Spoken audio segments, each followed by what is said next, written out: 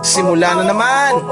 Matatamis ang mga salitang maririnig, mga pangako na sila lang. Nabibilib, namumulaklak ang mga salitang laging dilig ng mga laway na mula sa sinungaling na bibig.